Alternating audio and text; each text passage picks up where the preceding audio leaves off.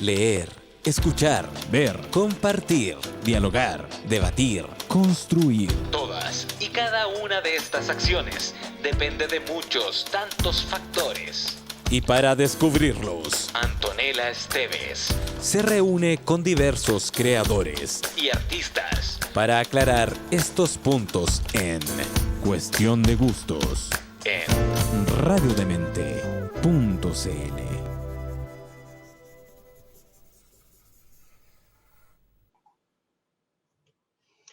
Esto es, dice ella acomodándose en el asiento. ¿No te parece maravilloso? Desde donde están puedes ver todo el paisaje con claridad. El mar extendiéndose entre la neblina, ya definitivamente en retirada, las montañas a lo lejos, con sus picos nevados y los bosques que las flanquean, manchas de verdes intensos. La brisa helada que lo obliga a subirle la solapa a su abrigo. La primera vez que vine, sigue ella, el boca floja me hizo sentarme aquí y me dijo que mirara todo, que pensara en que aquí nada ha cambiado en siglos, las mismas parras, dando ese mismo vino, agrega. Tú has cambiado muchas cosas, dice él observando a su hija. No, no he cambiado nada. La idea desde un principio fue no cambiar nada, no alterar nada, hacer lo mismo que la gente que plantó esta viña hacía 100 años atrás, dice. Se quedan en silencio. A pesar del frío, de la brisa helada que se cuela entre ambos y se escurre ladera abajo, él se siente a gusto. Tú quieres hablar de la mamá, le dice ella, sin dejar de mirar hacia el mar. Eso es un trocito de Hombres Inofensivos, la novela de nuestro invitado de hoy, Patricio Tapia. Pato, ¿cómo estás? Bien, muy bien, muy bien. ¿Sabes, Leíste Pato? muy bien, además, leíste muy bien. Muchas gracias, es que me gustó mucho el libro y tengo muchas cosas que decir al respecto, ¿no? Pero antes, contarles a nuestros auditores que Patricio Tapia estuvo en este programa en una versión muy inicial en enero del 2012. Tanto tiempo. Para que veas, solo hace 9 años y medio atrás. Uf, Dios mío. Así que algunas, bueno, y en ese tiempo con Pato hablamos de sus películas favoritas, sus novelas favoritas, por supuesto hablamos de vino, porque nosotros nos conocimos cuando yo estaba estudiando sommelier, y bueno, por supuesto han pasado 1500 cosas en estos 9 años, y siempre me parece interesante tu historia, por eso te agradezco, Pato, y además tenía muchas ganas de hablar contigo por tu libro, pero partir preguntándote por periodismo, además hijo de Bello como una, y cómo derivamos hacia el periodismo de vinos, que en ese momento no tenía la taquilla que tuvo después. No, la verdad que no. Yo empecé como a mediados de los 90 a escribir sobre vino. Fue una casualidad. Yo trabajaba en el weekend, mientras estaba estudiando en la Chile, trabajaba en el weekend y me dedicaba a... Yo quería escribir sobre música, ese era mi sueño, ¿no? O mi meta como periodista. Pero me tiraron a escribir sobre bares. Entonces lo que yo hacía era tenía una columna que se llamaba De Copas, y escribía sobre bares nuevos que aparecían en la ciudad. Y en un trabajo que, o sea, imagina, tenía 20 tantos años, 21, 22, 23, no tengo idea. Era un trabajo ideal, y me pagaban, para mis necesidades me pagaban bien, y pasaba ahí todos los meses, pero estaba bien, era solo. Y un día, la columna de vinos, que la tenía César Fredes, que es como el alma mater de los periodistas de vino en Sudamérica, él el editor me dijo, ¿sabes que esta columna está libre y necesitamos que tú la cubras porque no hay nada más? Y se me ocurrió que tú podías saber algo de vino, ya que escribes sobre bares, me imagino que sabes de vino. Y yo, sí, seguro, no te preocupes, que yo cacho todo esto. No sé, no tenía idea de vino. Mi cercanía con el vino era mi familia, que siempre hubo botellas en la casa, mi abuelo coleccionaba vino, pero no era más que eso. Y yo necesitaba la plata igual. Y agregar una columna más, a mi columna era genial. Entonces dije que sí, y ahí partió. Eso fue como puede que esté inventando, pero fue como en el 95, por ahí, hace harto tiempo. Hace harto tiempo, pero además fue un momento bien fundamental para yo encuentro, para la historia del vino chileno, ¿no? Porque fue justo en el momento en que partió esta ola en donde las viñas tradicionales empezaron a renovarse y empezaron a repensarse y en donde aparecen todas estas viñas nuevas que traen una propuesta que en mi opinión, y tú eres la persona que ha escrito Descorchado hace tanto tiempo, ¿no? Pero en mi opinión, lo que hizo fue aumentar la diversidad de la propuesta de los vinos en Chile y también diversificar la audiencia. O sea, empezamos a alejarnos de esta idea del vino que toma el hombre adulto de 50, terroso, amaderado, etcétera, y empieza a llenarse de otras muchas posibilidades. Sí, fue un momento como clave, ¿no? En el desarrollo del vino chileno. Pasaron muchas cosas y una de las más importantes es que nació la idea de que Chile podía exportar y que el vino podría, o sea, de hecho fue bien recibido afuera. Entonces eso como que impulsó todo y en ese tiempo se hablaba del boom del vino chileno, en los 90. Y yo justo caí parado ahí, Sí, pues. justo caí parado ahí. Entonces como para mí fue una coincidencia bonita y yo en ese momento yo era escritor, o sea, ese era mi plan de vida. Yo quería escribir sobre música y además tenía mis ambiciones literarias, entonces yo estaba arreglado y de repente apareció el vino en mi vida de una manera completamente, como te decía, casual. Y me embobé, me encantó el mundo, me encantó la gente, me encontré tan loco que hubiese gente tan apasionada, tan metida en onda con una bebida, que era uva fermentada, nada más que eso. Pero a mí me pareció que había un mundo ahí y ese mundo me interesó sobre todo por la historia. Yo siempre lo digo, yo entré al vino por la historia de la gente que lo hace, más que por la bebida en sí, ¿no? Así que eso fue lo que me llevó de alguna manera, encauzó mi carrera periodística hacia el vino, que en ese tiempo, como tú decías, no era algo muy habitual, o sea, no, bueno, todavía no sigue siendo muy habitual, pero me refiero que ahora ya hay una comunidad de gente que escribe sobre vino y que comenta y todo. En ese tiempo no era nadie, eran muy pocas personas. Entonces yo caí ahí y luego, bueno, me empezó a gustar el tema y como todo periodista serio, por supuesto, Antonella, me di cuenta de que, de que no es bueno que se rían de ti cuando no cacháis nada del tema que está hablando tu entrevistado, sobre todo no es bueno que se ría de ti.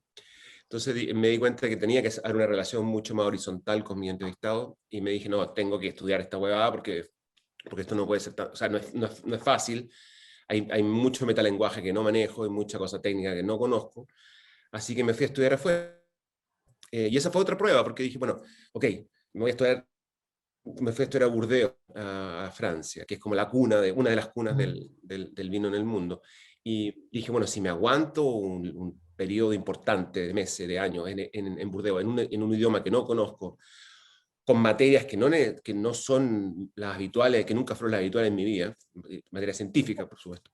Dije, esto significa que esta hueá me gusta.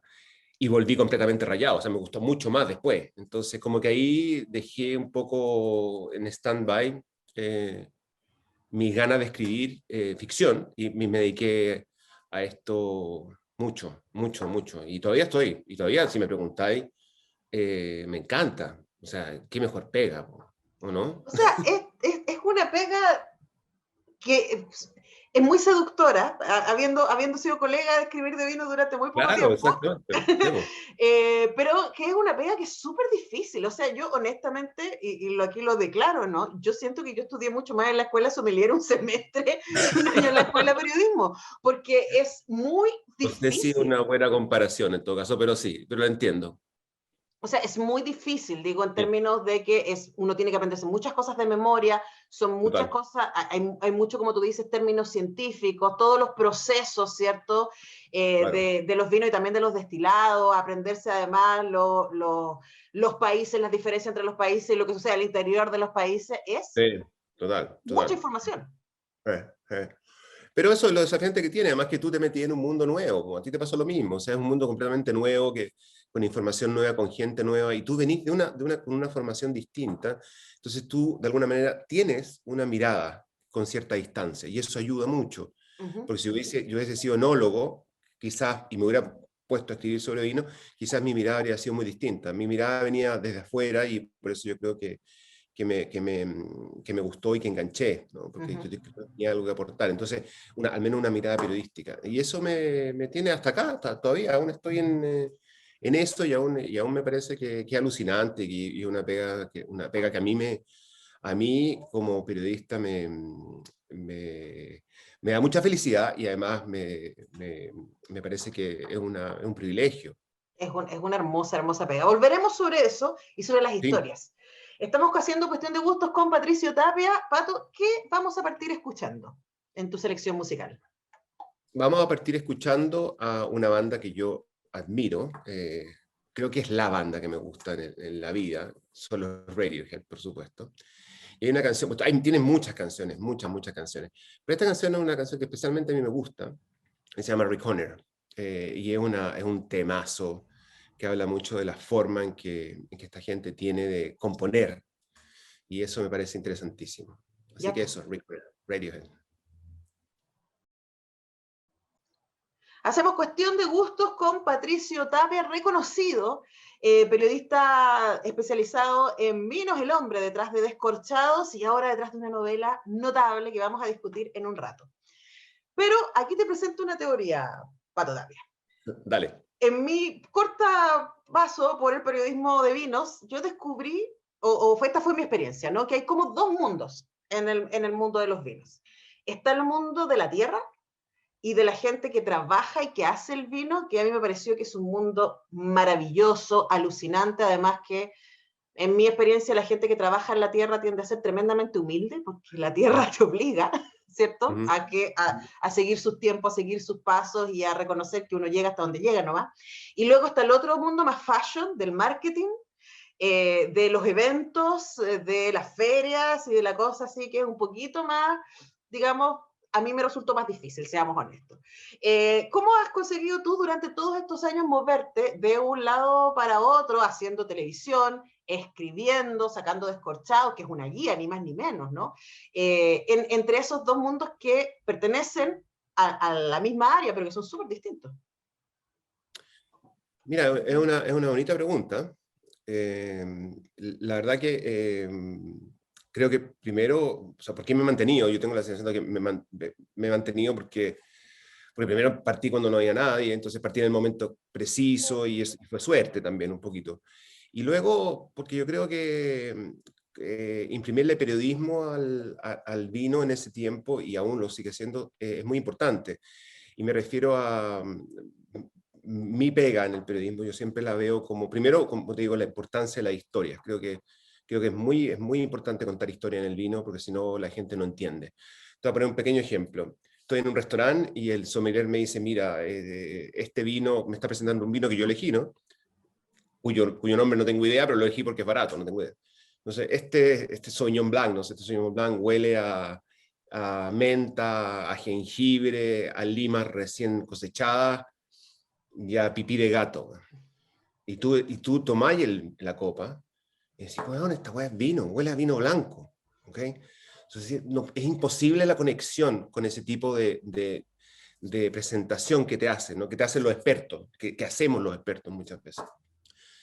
En cambio, si tú cuentas la historia, es mucho más cercano. Este vino está producido por una pareja de ancianitos que viven junto al mar, en Casablanca. Ellos han vivido toda su vida ahí, y sus padres y sus abuelos también cosechaban esas propias uvas. La producción es completamente artesanal, no hay máquinas involucradas en el proceso. El único signo de tecnología es que la bodega tiene luz. Y es el resultado que ellos obtienen. ¡Pum! Tú no tenés para qué saber o tratar de encontrar pipí de gato en el Sauvignon Blanc o jengibre, sino que puedes enganchar, puedes imaginarte esa parejita anciana cultivando la tierra. Entonces yo creo que esa es una forma en que yo al menos he podido encauzar el trabajo. Y la otra, como te decía al principio, metiéndole periodismo, o sea, nosotros rayamos por la noticia, o sea, es una deformación profesional.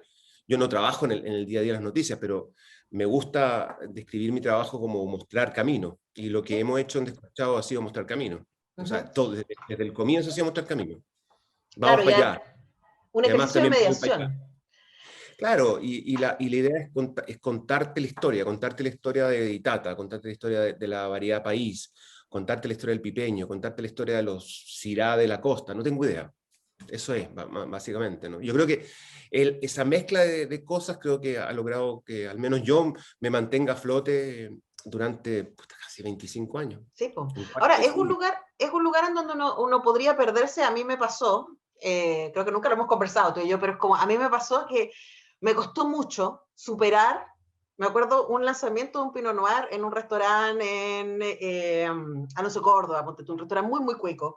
Y una no viene de esos lugares, pues yo vengo de otro lado, Claro, ¿cachai? claro. Entonces, para mí era muy difícil estar frente a una cena que yo sabía que la cena costaba más, la cena incluido el vino, que el sueldo Ajá, mínimo en Chile. sí, sí, Entonces, entiendo. hay una cosa que además está cruzada con el elitismo, ¿no? Y a mí una de las cosas que me gusta de tu trabajo, desde el periodismo y desde Descorchados también, es esta cosa de siempre estar poniéndole énfasis a los procesos y también al best value, a que en Chile hay tremendos vinos maravillosos y que uno no necesita Sí. desembolsar grandes cantidades de dinero para poder disfrutar de este rito maravilloso que es compartirse un vino. Sí, o sea, yo encuentro que tienes toda la razón. Y hay hay dichos muy bonitos al respecto. Nosotros tengo un amigo, mi socio en Brasil, con el que publicamos Descorchado en Brasil hace muchos años, me dice que nosotros somos payasos, somos los bufones de la corte para entretener a los poderosos, ¿no? Nosotros estamos aquí para tirar bolitas, para, no sé, para contar chistes. Y tiene un poquito de razón, o sea, hay vinos que son objetos de lujo, y el vino se sostiene, mucho de la imagen del vino se sostiene precisamente en ese tipo de vino, en ese tipo de lujo, ¿no? Ese tipo de botellas inalcanzables en Francia, incluso en Chile, ¿no? Y también hay otro muy lindo que me lo dijo un sommelier hace mucho tiempo, y que dice más o menos así, 2 puntos, comillas. ¿Cuántos platos de caviar hay que comer para traer un plato de lenteja a tu casa? Es precioso, si lo pensáis, es muy lindo. O sea, este mundo no es, una vida prestada, por supuesto. Yo no puedo gastarme $15.000 en una botella de vino. O sea, tengo otras prioridades en la vida. Pero sí tengo acceso a ese mundo, ¿no? Ese mundo de lujo, que no es en donde yo me siento más cómodo, pero uno aprende a surfear la ola y mostrar también. O sea, de hecho, el próximo viernes hacer un artículo en el Weekend sobre vinos baratos y buenos, porque creo que el vino es democrático, o sea, no te exige. Ahora, tú puedes, como todo, o sea, tú puedes tener un auto simple, pero también puedes aspirar a un McLaren, a un Ferrari, ¿no? O sea, perfectamente posible. Pero no hay que quedarse con eso, y no hay que quedarse con la modelito preciosa, con el tipo de smoking, disfrutando una copa de vino, porque el vino no es eso, el vino es mucho más profundo que eso y mucho más potente, y tú lo dijiste, o sea, hay algo, una conexión con la tierra que los verdaderos viticultores, los verdaderos productores, los que me interesan como periodista, lo tienen, que es a echar la cabeza y aceptar que la naturaleza te consume, te manda. Claro, y ahí hay un ejercicio y además yo creo que, por lo menos a mí, mi fascinación como entusiasta del vino no tiene que ver con que un vino invita a detenerse. Claro. Es como, no es algo que es como, no es algo con lo que te vaya a curar rápido, en general, ¿no? No es algo con lo que uno de carrete ya quiero ponerme en cierto estado para, no, el vino te invita a parar y a Sí. conversar. O incluso si estás solito o solita, que también lo hemos hecho en esta temporada, decir, es como, me regalo este momento. Tal cual, Y tal eso cual. es muy contracultural en este momento, diríamos. Yo creo que lo es, sin ninguna duda. Hay que pensar que el vino es un disfrute en sí, por supuesto, porque el vino es rico y un gusto adquirido que necesitáis tener cierta adultez para entenderlo. Antes te pareció muy ácido, muy amargo o muy áspero, ¿no? Pero también el vino tiene algo que es maravilloso, que en sí es rico, pero también lo que rodea al vino es muy rico. Entonces es muy interesante. Entonces lo de contar historias está relacionado con eso, lo de pasar ese momento rico con el vino que te acompaña mientras estás leyendo una novela que te gusta. Son cosas que no tienen nada que ver con lo que está dentro de la botella. Tienen que ver con lo que rodea al mundo, con lo que implica y lo que significa el vino como cultura, como elemento cultural. Y eso me parece alucinante. O sea, ya con eso tú decís, ya, está bueno, listo, me lo compro. Claro, claro. Y además, bueno, yo entiendo lo otro, entiendo el marketing, entiendo la idea de la exclusividad, entiendo, y Sí, además sí, sí, Chile sí. Chile es un país muy que yo creo que sufre de disformia heavy, así como que nos cuesta mucho mirarnos. Absolutamente, absolutamente. Pero estamos viviendo un momento muy entretenido en ese sentido también de volver a mirarnos en nuestra diversidad, en nuestra riqueza, y empiezan a aparecer otros valores que son muchísimo más compartidos, mucho menos exclusivos, y creo que también hay un momento como para encontrarnos, y el vino es una buena excusa. Déjame interrumpirte ahí. Y yo creo que lo que está pasando ahora en Chile, como sociedad, que a mí me parece alucinante, o sea, yo estoy así como boquiabierto, nunca pensé que esto fuera a pasar, pero está pasando y me parece genial que pase y que siga pasando, ¿no? Esto pasó, está pasando en el vino hace rato. Yo cuando empecé a mediados de los 90, esto era de familias con muchas R's en sus apellidos, Apellido o de vinoso, largas te viene. tradiciones, claro, o de largas tradiciones, o de gente con mucha plata que encontraba, que tenía mucho glamour tener una viña. Entonces a mí me decían que yo tengo esta viña, o sea, el señor X, ¿no? Me decía, yo tengo esta viña porque es una forma muy glamorosa de perder plata. Entonces, imagínate. Sí, sí. Ese era el mundo que de alguna manera esas son las bases del mundo del vino chileno, que no es, que es bien particular, que no, casi no sea en ninguna parte del mundo. Y luego, hace 10 años atrás, empezaron a emerger pequeños proyectos, pequeños productores, viticultores que pensaron que eso de que en el vino no se gana plata o no es una buena inversión, eran bullshit y que había cosas más importantes que ganar plata.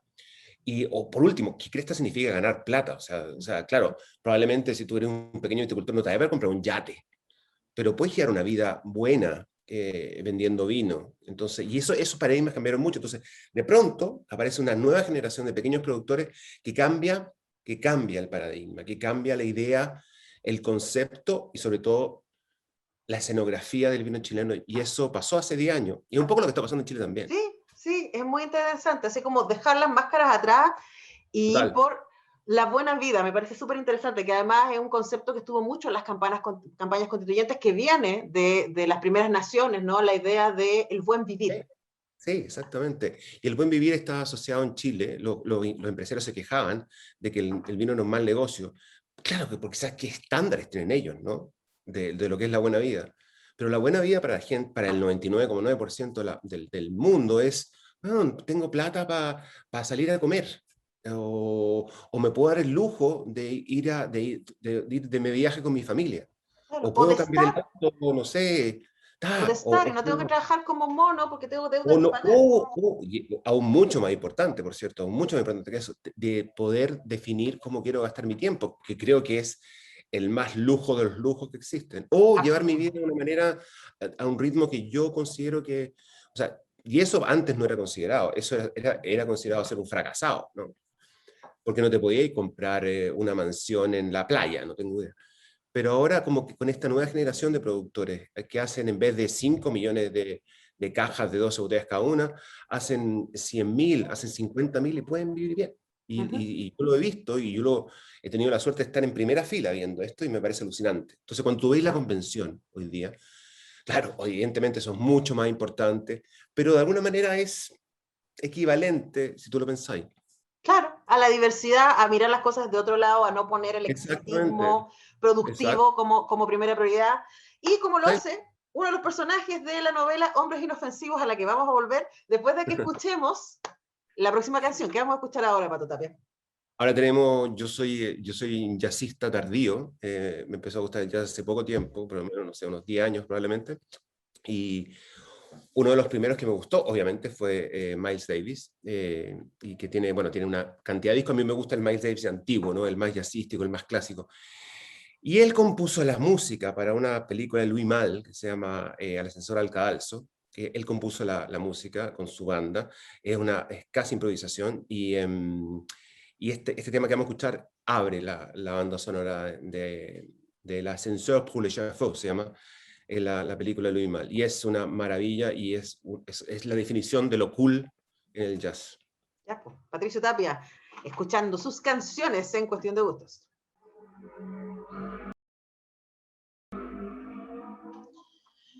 ¿Les gustaría algo más de té? Dice la terapeuta haciendo la demanda de levantarse. Ambos niegan con la cabeza. Él sabe lo que viene y quizás ella también.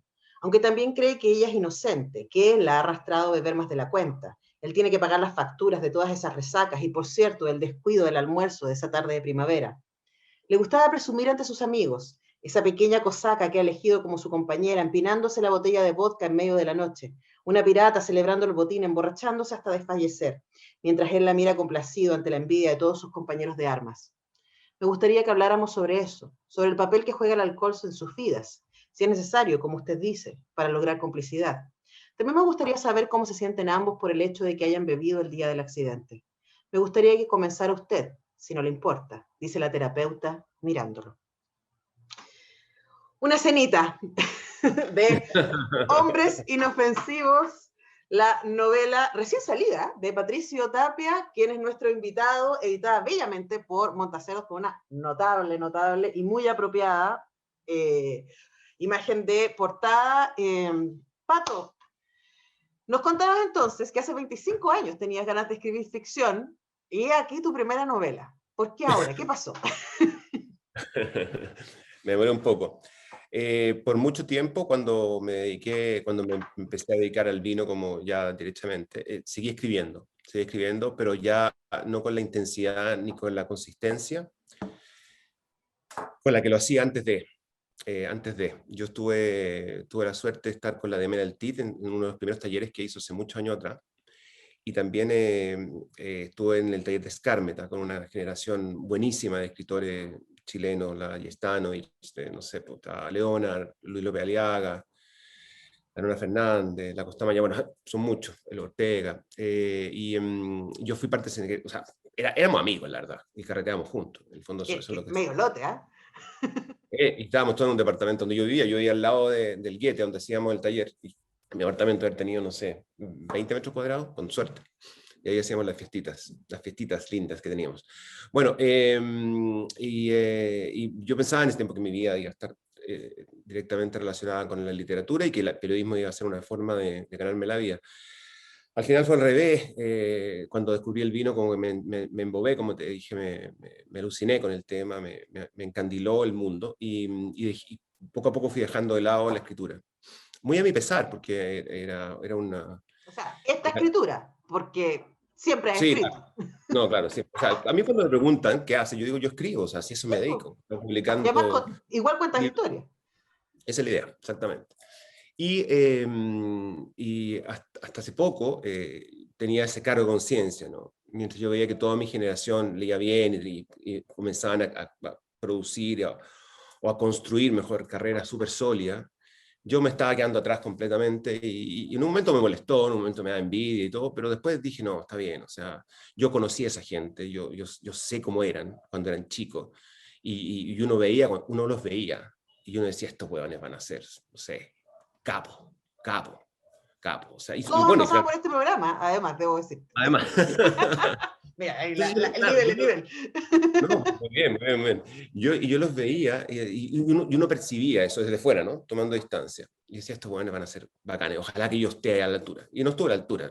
Y me dediqué al vino, y ahí yo me sentí súper bien y estaba todo bien.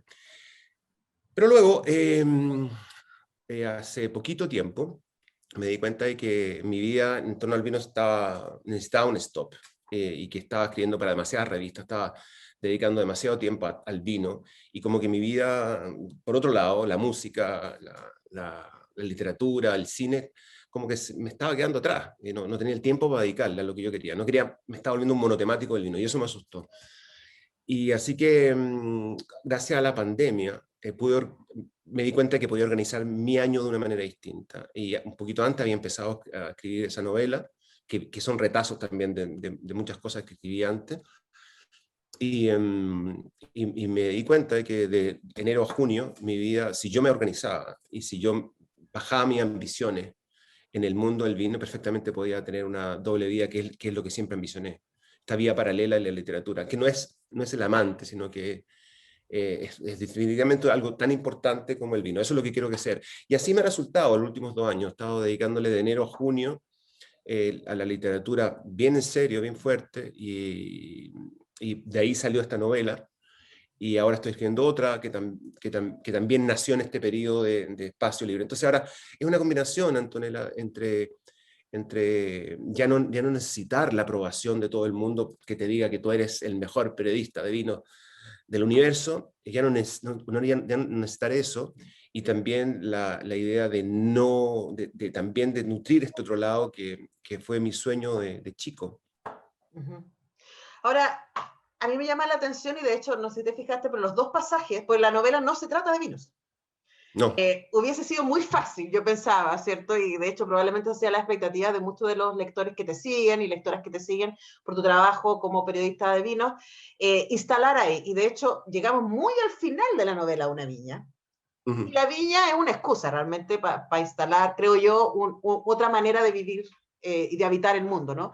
Pero escogí esos dos pedazos que tienen que ver con la relación que tenemos o que podemos tener con el alcohol. En un caso muy evasivo y muy chileno, me parece a mí, aunque también me di cuenta que fuiste muy cuidadoso en que la novela no jamás menciona Chile. Esto puede o no ser, puede ser cualquier lado, realmente, cualquier lado que tenga playa y acantilados, puede ser. Exactamente. Y hay un ejercicio, ¿no?, de hablar de vínculos, porque si de qué se trata Hombres Inofensivos es de vínculos, vínculos entre pareja, vínculos hacia les hijes, y sobre todo, y me parece a mí, vínculos con uno mismo, ¿no? Y quería preguntarte por qué escogiste que está fuera tu primera novela, esta historia. Bueno, el último capítulo de la novela es un cuento muy antiguo mío. Y la idea de la irresponsabilidad paterna-materna es un tema que a mí me ha rondado siempre.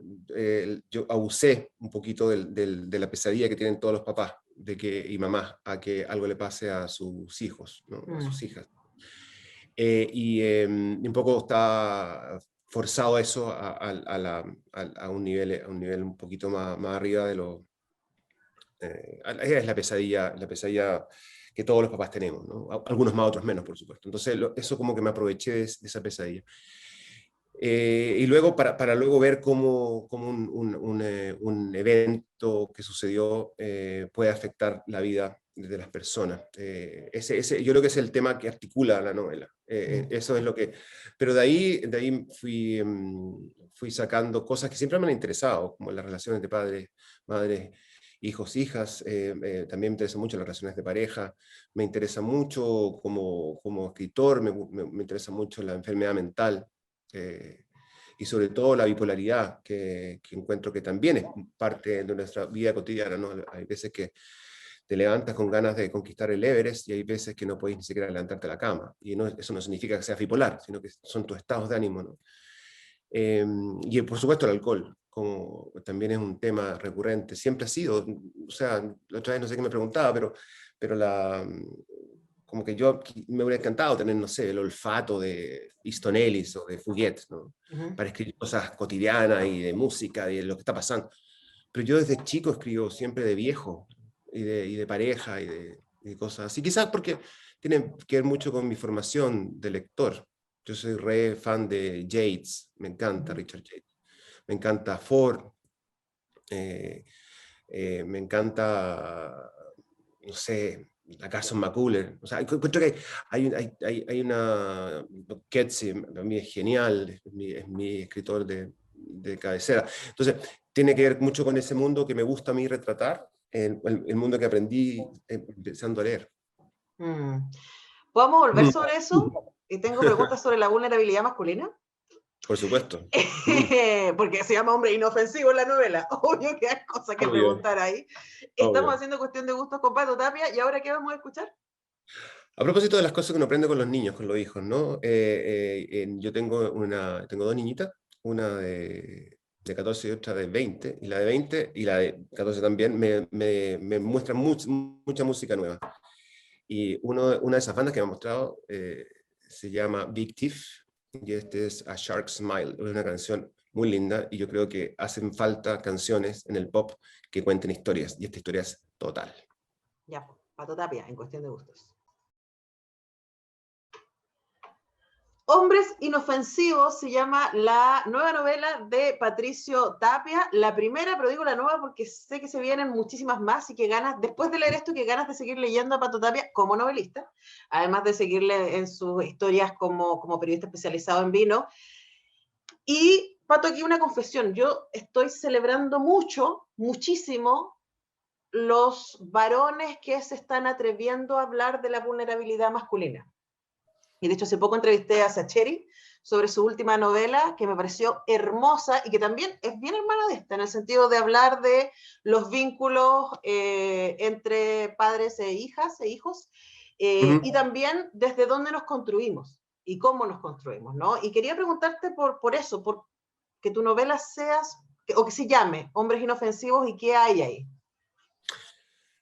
La verdad que el título salió muy tarde en el proceso, muy tarde, porque me di cuenta que los personajes femeninos, bueno, solamente para contextualizar, no hay muchos personajes en la novela, son 5, ¿no? Lo importante realmente.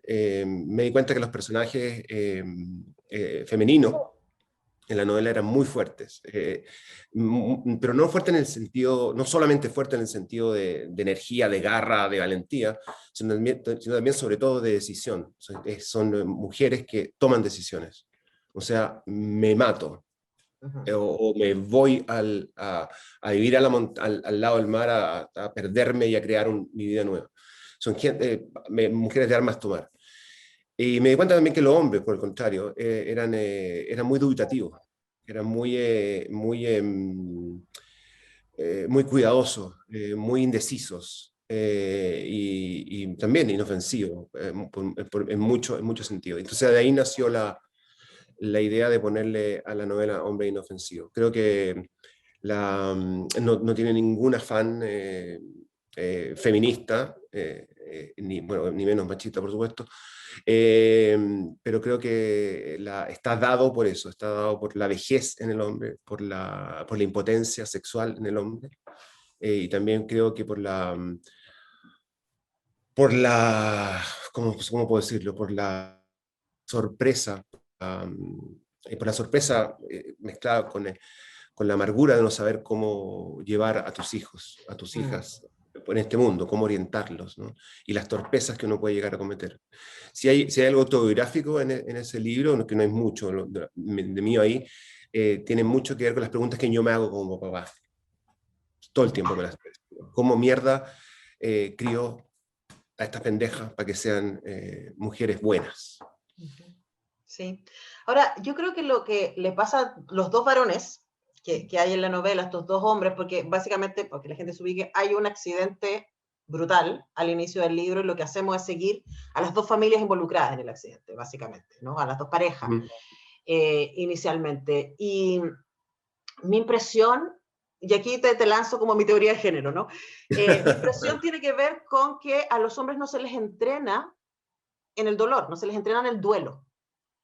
Entonces este par no sabe qué hacer con ellos mismos, primero con su propio dolor, y luego con la contención de la otra, ¿cierto? Que hay ahí expuesto a esta cosa tan brutal. Entonces o me pongo trabajólico, pero no conecto. Y eso, y el tema de los hombres inofensivos, también yo pensaba mientras leía la novela que tiene también que ver con el mandato, ¿no? A los hombres se les ha dicho, desde que existe el patriarcado, que no es desde siempre, pero hace por lo menos 10.000, 12.000 años se les viene diciendo que su rol es activo, que a ti te toca resolver, que a ti te toca construir, que a ti te toca salir a dar batallas, que a ti te toca afuera. Sí. Y luego hoy día tenemos ese afuera está siendo debatido, ¿cierto? Y la pregunta es, bueno, ¿y qué está pasando adentro hoy día? Y quizás ahí es que me aparece lo que le sucede a estos personajes en la novela. De vuelta con el tema de la indecisión, son gente que cree que, son dos hombres que creen que proveyendo, que aportando estabilidad económica en la casa, porque los dos son...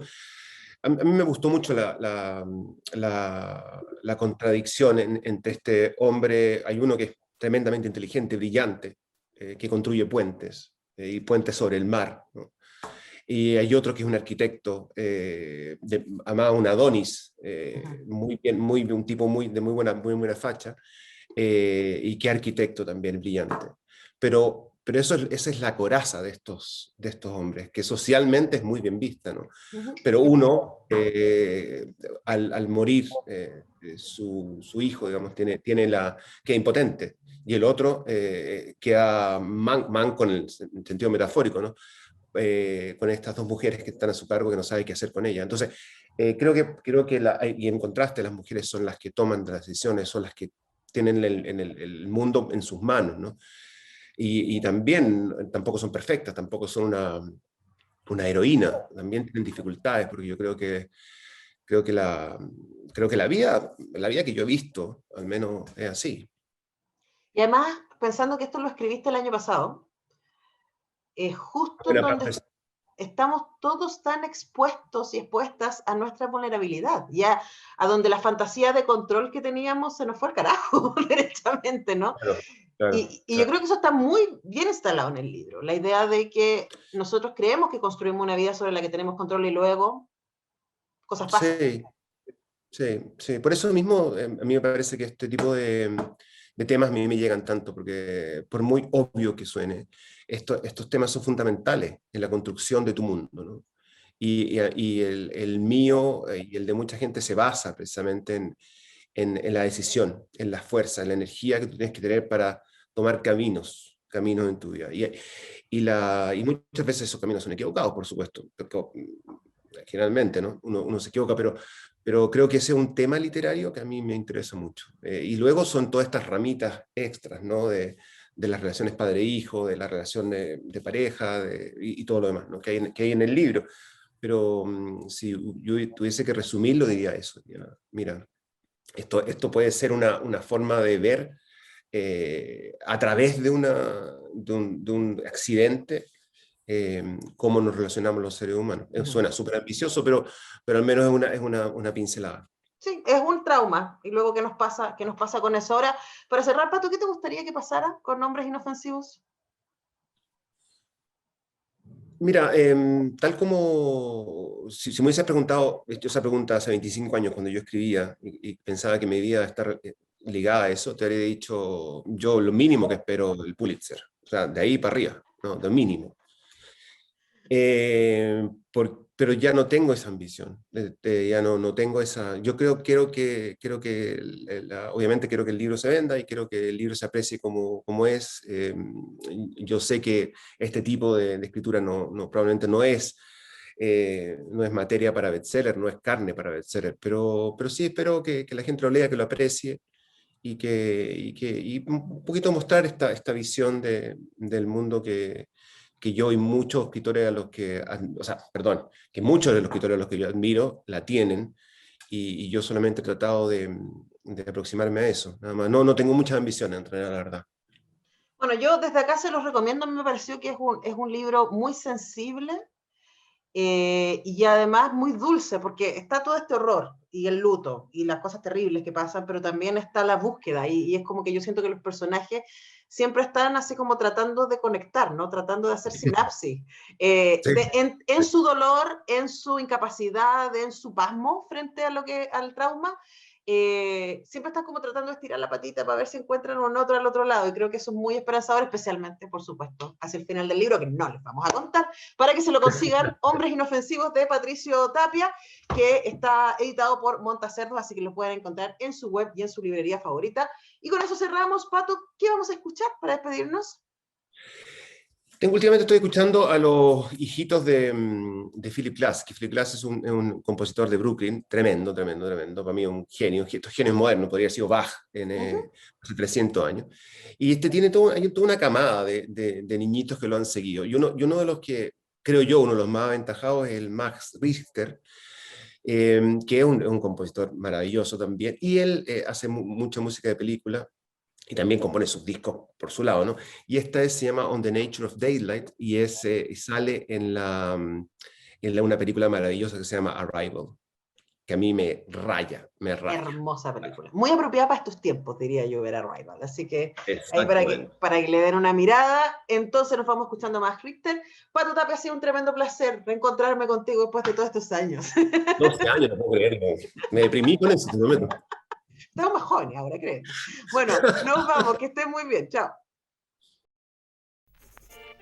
Qué agradable es saber que a quienes seguimos o admiramos, comparten sus gustos y preferencias. el contenido que los define lo ponen a tu alcance. Y Antonella Esteves, lo prepara para digerirlo con una buena conversa y música. porque al final, Todo es cuestión de gustos. en Radiodemente.cl